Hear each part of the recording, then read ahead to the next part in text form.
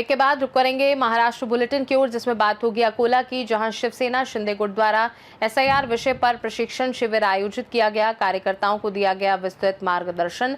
साथ ही बात होगी डोंबिवली की, जहां कोपर क्षेत्र में पानी की भारी कमी के विरोध में नागरिकों का हंडा कलशी आंदोलन। ऐसी तमाम खबरों पर विस्तार से होगी चर्चा। खबर अकोला से है, जहां शिवसेना गुट द्वारा अकोला पूर्व पश्चिम विधानसभा क्षेत्र के पदाधिकारियों एवं कार्यकर्ताओं के लिए एसआईआर विषय पर प्रशिक्षण शिविर आयोजित किया गया। लोकसभा संपर्क प्रमुख राजन साल्वी के मार्गदर्शन में आयोजित इस शिविर में एसआईआर प्रक्रिया, मतदाता सूची पुनरीक्षण, दस्तावेज सत्यापन और जनसंपर्क संबंधी जानकारी दी गई। प्रशिक्षक प्रशांत गोरपड़े और संजय अगलदरे ने कार्यकर्ताओं को प्रशिक्षण देकर उनकी शंकाओं का समाधान किया। कार्यक्रम में कई प्रमुख पदाधिकारी उपस्थित रहे।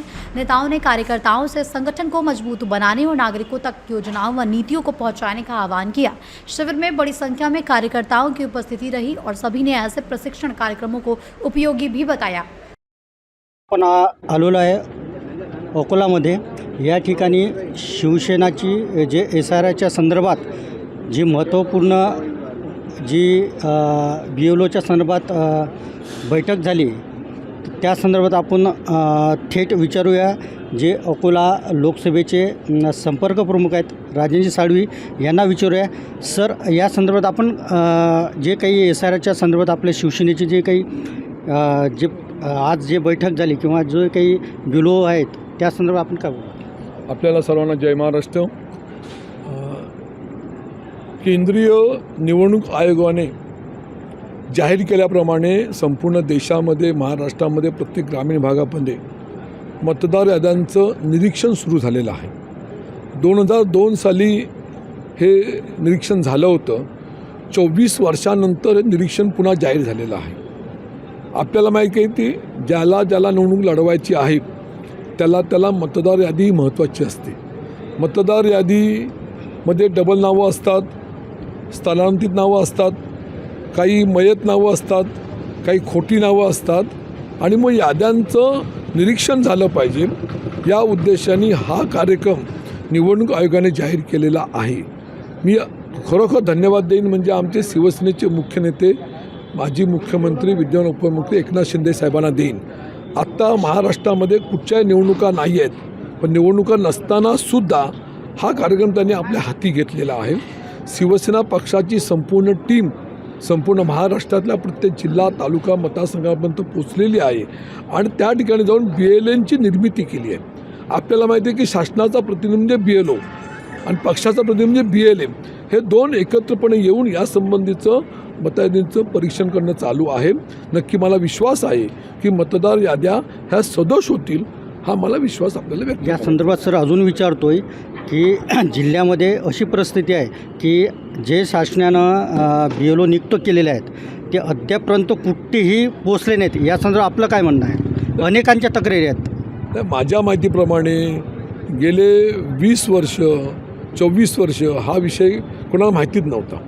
अधिकारी असो किंवा जनता असो, कधी याकडे दुर्लक्षच केलं गेलं होतं। हा विषय तसा नवीन आहे, परंतु जिल्हाधिकाऱ्यांकडून माहिती घेतल्याप्रमाणे त्यांचे शासनाचे प्रतिनिधी, पक्षाचे राजकीय प्रतिनिधी त्या ठिकाणी जाऊन ती माहिती गोळा करतात आहेत। त्रुटी आहेत, अडचणी आहेत, पण त्याच्या अडचणी मात करून आम्ही सर्व मंडळी पुढे जायचा प्रयत्न करतोय। एकही BLO आजपर्यंत पोचला नाही ना, जे की 3 वेळा यानं पोचायला पाहिजे असंही अनेक तक्रारी आल्या आहेत। मी आता संपूर्ण अकोला लोकसभा मतदारसंघामध्ये 6 विधानसभा मतदारसंघ आहेत। मी 6 विधानसभा मतदारसंघामध्ये स्वतः मी संपर्क प्रमुख बैठका घेतल्या, चर्चा झाली। आमच्या पदाधिकाऱ्यांनी BLAची नावं निर्माण केलेली आहेत, पण त्यांच्याकडनं मला माहिती मिळाल्याप्रमाणे आमचे BLO शासनाचा आणि आमचा BLA एकत्रपणे अनेक ठिकाणी काम करताना, आम्ही मॅपिंग करताना मी स्वतः पाहतो। अजून एक शेवटचा एक प्रश्न विचारायचा आहे की एकनाथ शिंदे साहेबांच्या माध्यमातून अकोला जिल्ह्याची कार्यकारिणी बरखास्त करण्यात आली आहे, त्या संदर्भात आपण काय बोलणार? का नवीन कार्यकारिणी नियुक्त करणार आहेत की काय? अकोला जिल्ह्याची कार्यकारिणी बरखास्त करण्यामागचा उद्देश एवढाच होता की या ठिकाणी आमचे असणारे विद्यमान सर्व पदाधिकारी चांगलं काम करतात आहेत, त्यांच्या माध्यमातून प्रत्येक गावापर्यंत काम पोचतं आहे।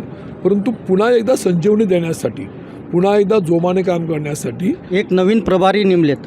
करण्यासाठी ही या ठिकाणी बरखास्त केली होती. पण बरखास्त केली असली तर सध्याची विद्यमान आमची जिल्ह्याची कार्यकारिणी हंगामी कार्यकारिणी म्हणून काम करते. जी लोक चांगली काम करतात त्यांना भविष्यामध्ये कंटिन्यू केलं जाणार. जे काम करत नसतील त्यांना आम्ही विश्रांती घ्यायला सांगणार. नवीन कार्यकारिणी माझ्या माहितीप्रमाणे मी असा एक अभ्यास केला आहे की ह्या संपूर्ण अकोला जिल्ह्यामध्ये 52 जिल्हा परिषदचे गट आहेत. मी स्वतः लोकसभा संपर्क प्रमुख म्हणून शिंदेसाहेबांनी मोठ्या अपेक्षेने माझी जबाबदारी दिलेली आहे आणि मी स्वतः 52 जिल्हा परिषद गटामध्ये मी जाणार, शहरामध्ये जाणार, बैठका घेतोय, थोडा लोकमताचा अंदाज घेणार आणि जो काम करेल, जो वेळ देईल त्याला मी पुन्हा त्या कार्यकारिणीवरती घेणार. या ठिकाणी अजून एक पातूरचे एक जे निवडणूक आहे आता नगर परिषदची आणि पोटनिवडणूक आपली अकोटची आहे, त्या संदर्भात जे काही निवडणूक आपण जे काही पक्षाच्या वतीने निवडणूक लढवतात का? पातूर नगरपालिकेची आणि अकोटची पोटनिवडणूक जाहीर झालेली आहे. त्या ठिकाणी आम्ही पातूर नगरपालिकेमध्ये आम्ही नगराध्यक्षाचा उमेदवार भरलेला आहे. 12 ठिकाणी नगरसेवकांची अर्ज भरलेला आहे आणि मला विश्वास आहे आत्तापर्यंतच्या मागील इतिहासामध्ये कधी शिवसेना पक्षाचं पॅनल असं तिथं उभं राहिलं नव्हतं.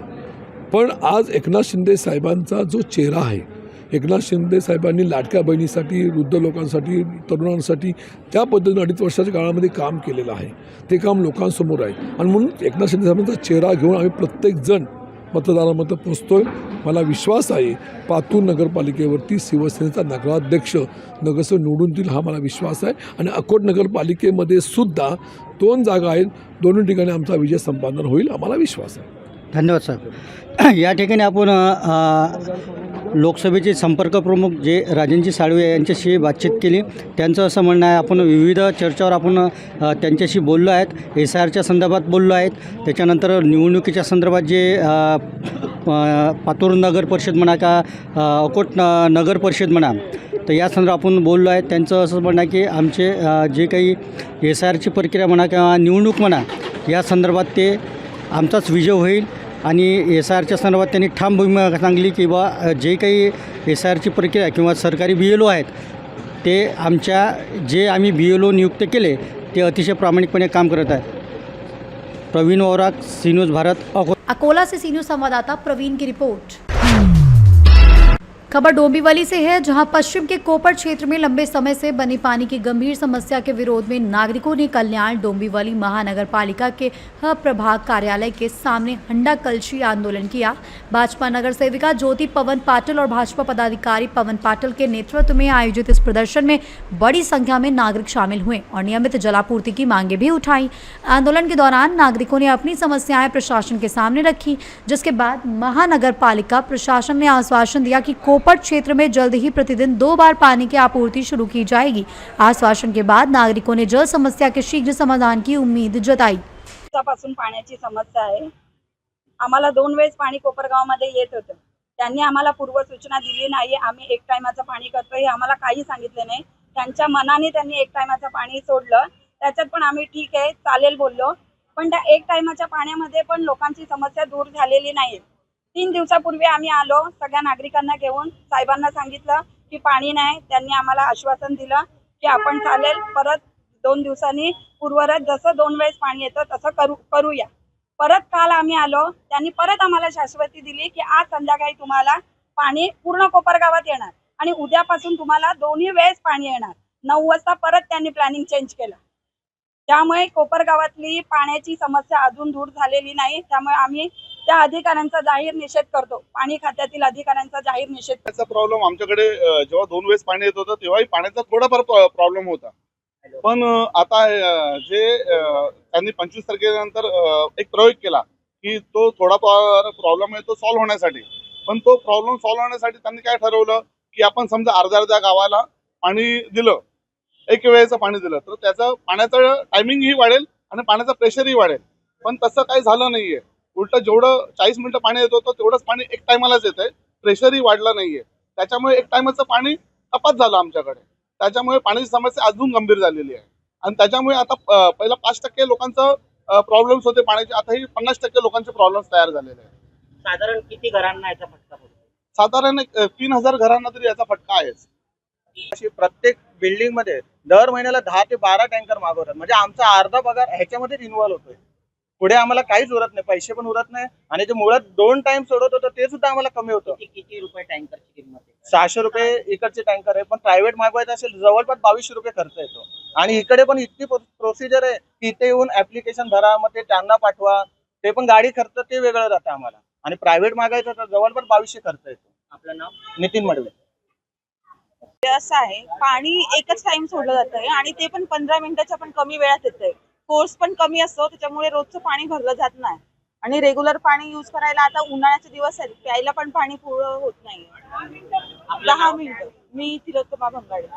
डोंबिवली से सी न्यूज़ संवाददाता दीपक मोरे की रिपोर्ट।